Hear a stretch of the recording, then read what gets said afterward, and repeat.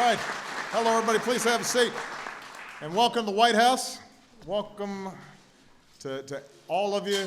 And most of all, it's great to welcome back the six-time NASCAR Sprint champion, Mr. Jimmie Johnson.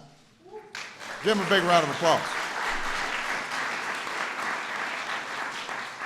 We've got some big NASCAR fans here today, including some members of Congress, and I want to recognize Rick Hendrick, the owner of Hendrick Motorsports, crew chief Chad Knaus, as well as Brian France and the entire NASCAR community.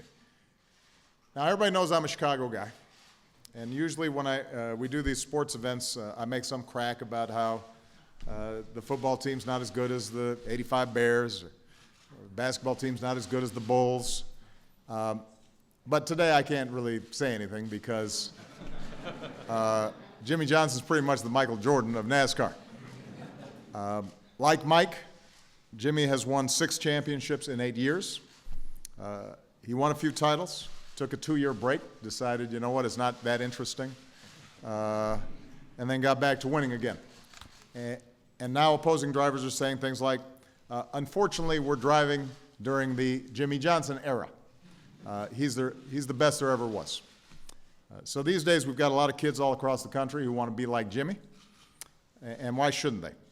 He's the only driver to make the chase all 10 years it's been in existence. He won his six-pack faster than anybody in NASCAR history.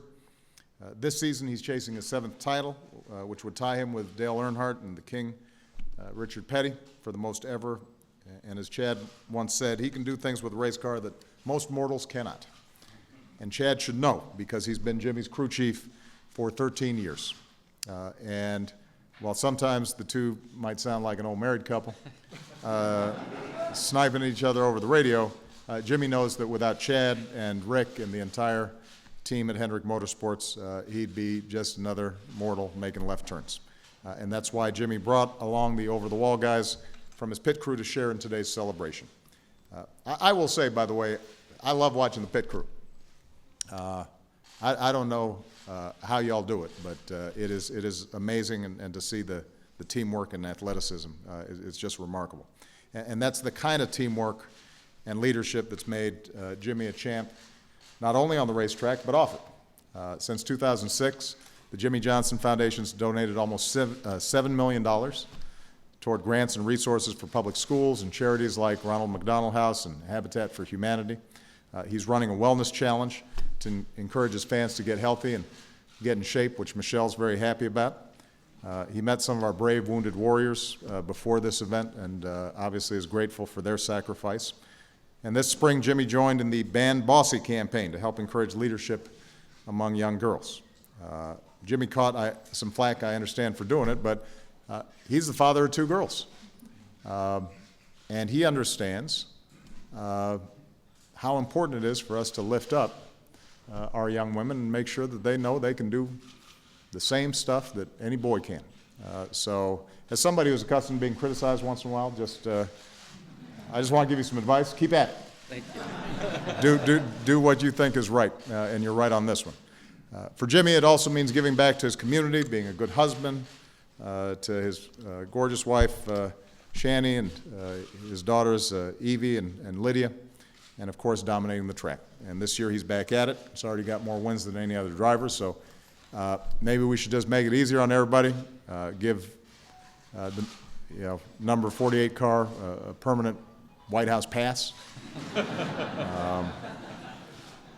Don't take my parking spot. Yes, sir. And no burnouts in the portico.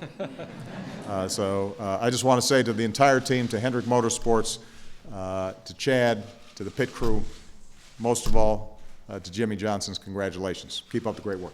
Thank you, sir.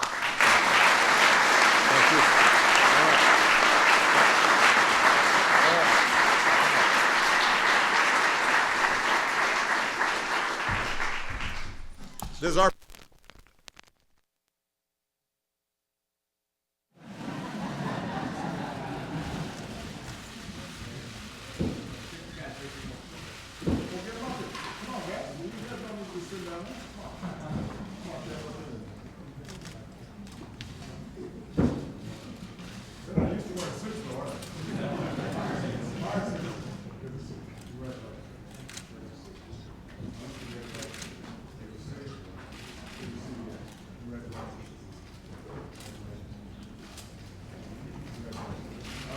You guys got to squeeze in just a little bit. And that one here, you guys will turn sideways. All right, we got it? You see this guy in the back?